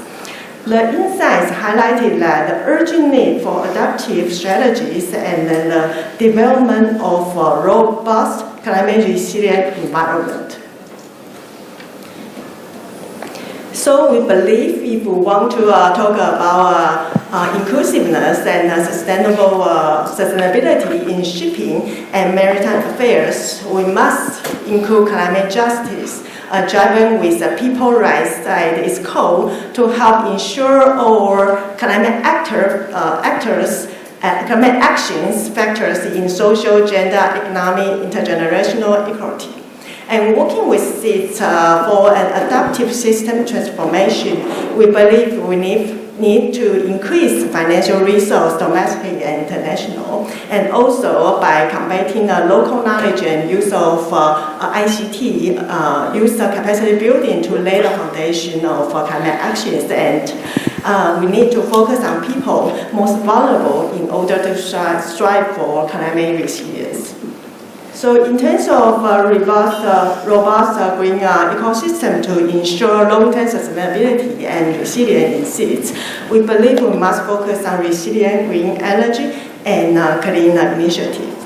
And because of small island nations highly depends on external resources and food imports, any disruption like Taiwan in shipping will lead to food crisis. Therefore, establishing food security and strengthening self-resilience has become a key focus of Taiwan ICTF. And not only do cities have extreme climate events such as rising sea level, hurricanes, and floods, energy cost in cities is also very high because of they are mostly imported. Therefore, by making a transition to clean energy, a top of national priority where the Taiwan ICTF promotes renewable energy, such as solar power and energy independence, not only reduce the cost, but also increase its resilience and sustainability. So due to the population growth, increasing tourism and industries, waste management become a bigger issue for all six countries. And Taiwan ICTF is developing and applying technology of recycling to assist the local government to reduce the stress on the environment. Here I will give you some examples. Like what you see on the screen, this is one project we did in Palau. And we know that since getting financial aid is not easy, we have been working with them to help them to secure more financial aid on top of our fund, and then in the area of food security, and also protecting the vulnerable and creating meaningful employment, increasing their resilience against climate impact on maritime and transport and import. The second case is to reduce the reliance on imported energy. We also are working with cities in transition to renewable energy, and at the same time reducing the cost of energy, especially in the Caribbean and the Pacific. Lastly, waste management is a major problem in many countries, in many cities in the world, and this is the same in cities. So for example, the Marshall Islands produce more than 8,000 metric tons of waste a year, and of which 30% is recyclable plastic waste. Hence, we cooperate with the Ministry of Marshall Islands and the College of Marshall Islands. And this project is to convert plastic waste into agricultural tools and supply to the school farm, home garden, and other agricultural activities. So because of the time limit, I want to conclude here, and by sharing this, what we did with the seeds, I want to take this opportunity to encourage everybody to think about it, like not only for like-minded country like Taiwan, the state, and also Japan. We are like more than welcome to work with like-minded private sector together, like the maritime industry or shipping industry, and to work together to sell toward the future, the sustainable future for the seeds. Thank you. Thank you very much, Ms. Cheng. I think it is important to not overlook the power that small island nations have. They have managed to gather support in the General Assembly, and they have brought a case before the International Court of Justice for an advisory opinion on the responsibility of states in terms of climate change that includes also the protection of the marine environment. And they have also brought a case before the International Tribunal on the Law of the Sea on the same matter. So, depending on the decisions of the courts, we might see changes in the regulation of shipping going forward, because it is a very important part of climate change and the protection of the marine environment. So it's important to see what will happen with these two cases. And since we're moving to more legal issues, I'm going to invite our last speaker, Mr. Christos Timagenis, who is an attorney at law and partner at Timagenis Law Firm and a Secretary General of the Propeller Club. Mr. Timagenis is going to talk to us about sustainability in shipping and more specifically about the EU emissions trading system. So the floor is yours. You have 10 minutes. Thank you. Thank you very much. First of all, for the organizers, the U.S. Embassy, the Propeller Club, and the representative office of Taiwan here in Greece. Sustainability, I'm going to look at it more from the perspective of environmental sustainability. So I will tackle on a little bit on the previous speakers, but I have to say that the human element is extremely important that LP and Ali analyzed, because as we saw from the incident in Baltimore, human error or technical error can actually be prevented if the right humans are at the right place, the right cultures are there to prevent. So in this particular case, this is not just a theoretical technical presentation. It's actually real law that a lot of shipping companies are obliged to implement and actually abide with.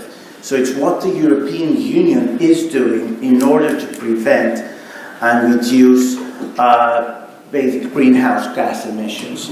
And it's about the EU trading scheme, the legislation that the European Union has implemented and is enforced as of January 1st, 2024, in shipping for the first time. So although it is enforced, it's a very new aspect. A lot of the shipping companies have not yet adopted to it, and they're in the process of actually learning about it. Even we, from a legal perspective, there are a lot of areas that are not clear. So this is a brief introduction.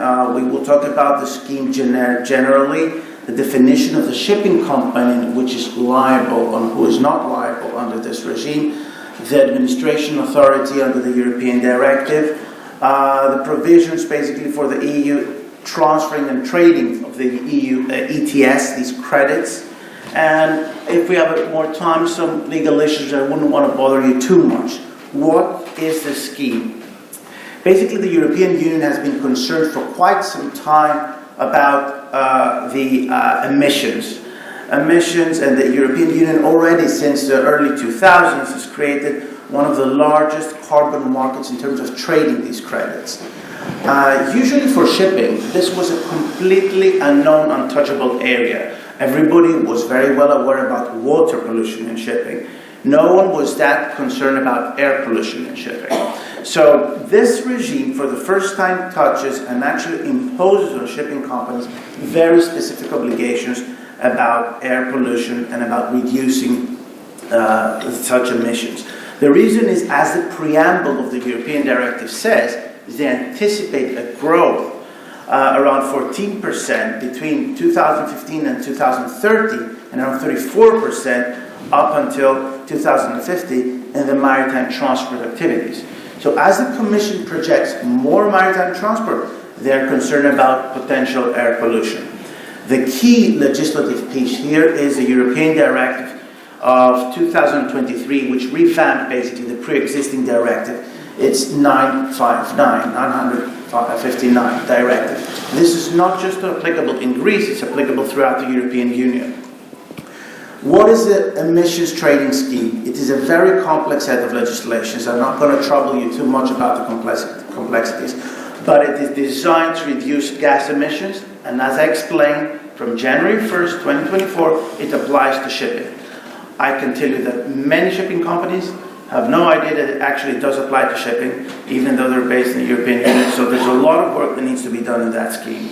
The EU ETS is operating what we call a cap and trade. They do not allow you to exceed a certain amount of EU emissions, but if you actually emit less, you can trade these type of allowances and trade it almost like a derivative exchange. So technically, companies are on the one hand prevented through the cap, incentivized by making money in trading these EU ETS allowances.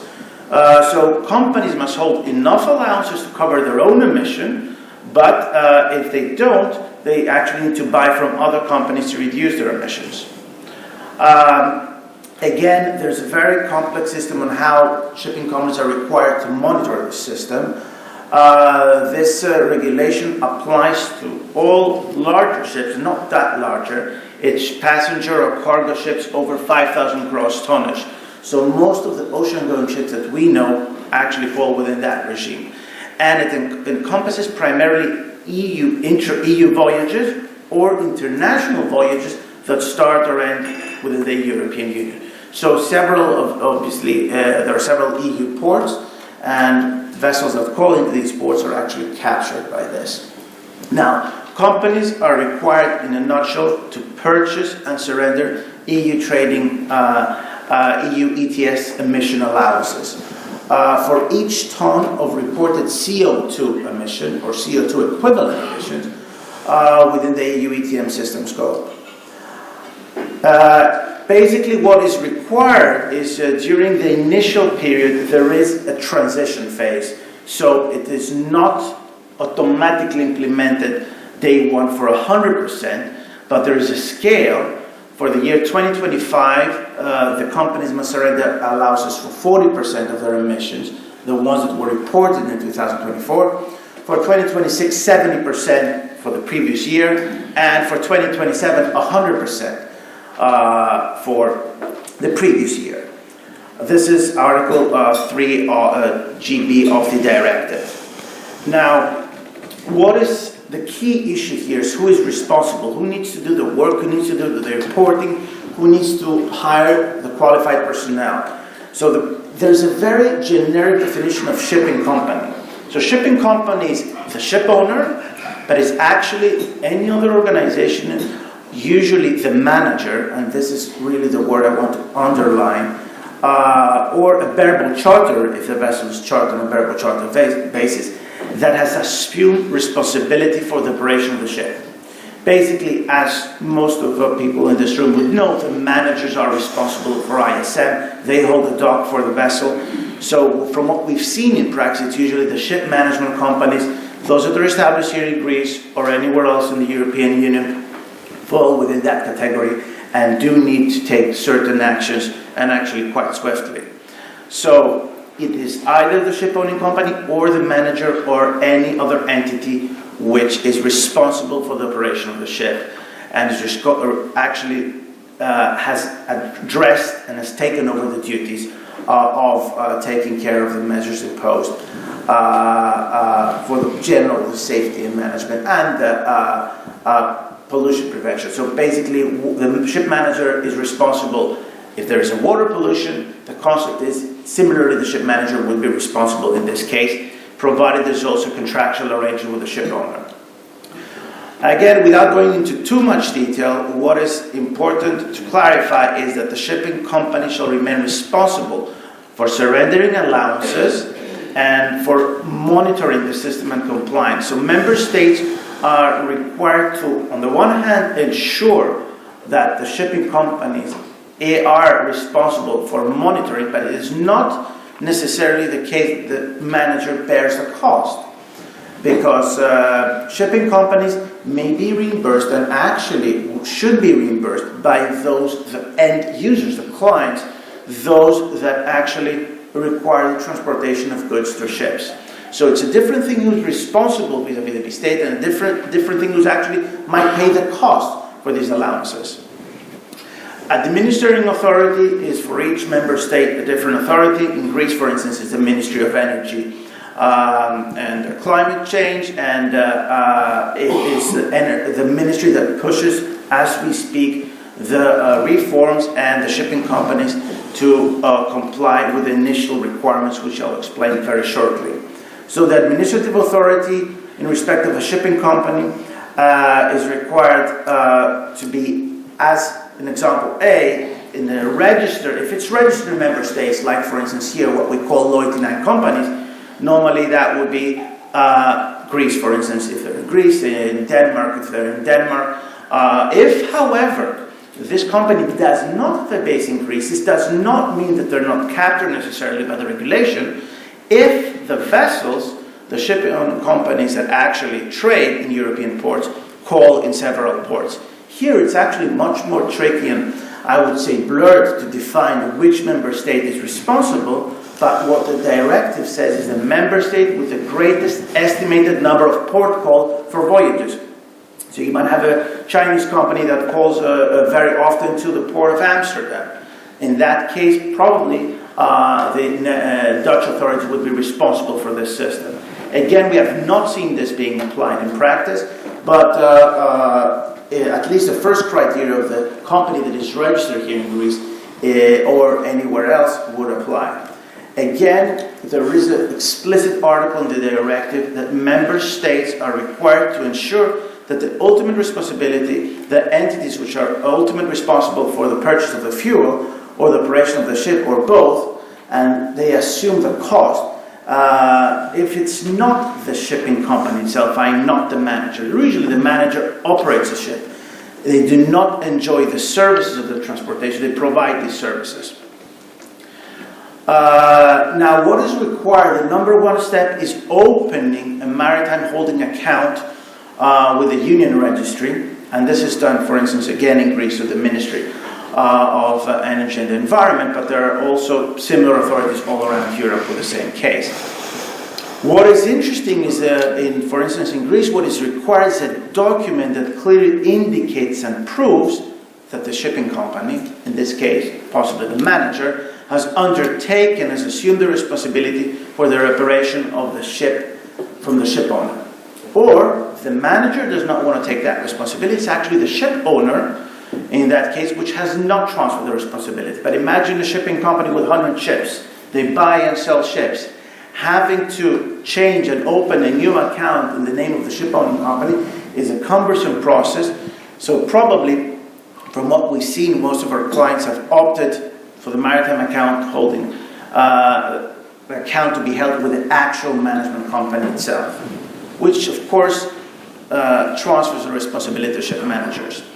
BIMCO, which for those of you who are not aware is a large organization primarily taking care of the interest of the ship owners, has designed certain clauses very recently. In December 2023, there were some also earlier versions as to how to transfer legally, contractually, the risks to the parties that should bear at least the cost. So there's a mechanism that is required. The ship management company may be responsible for monitoring, but at least contractually you could pass the cost to the voyage charterer or to the time charterer. Again, I wouldn't want to get into too many details as to what applies to each charter party. At the end of the day, it is a matter of contractual arrangement, so we'll not get to these details, but it is important to say that, for instance, in voyage charter parties that are shorter, the freight would eventually include the ETS cost as well. This requires a lot of sophistication from the companies itself. It's not really a legal matter, it's more a financial / regulatory matter for the shipping companies to be able to design and price the ETS cost in the charter parties. In Greece, as is with other European countries, there may not be specific legislation implemented by the Greek Parliament, but there doesn't need to be.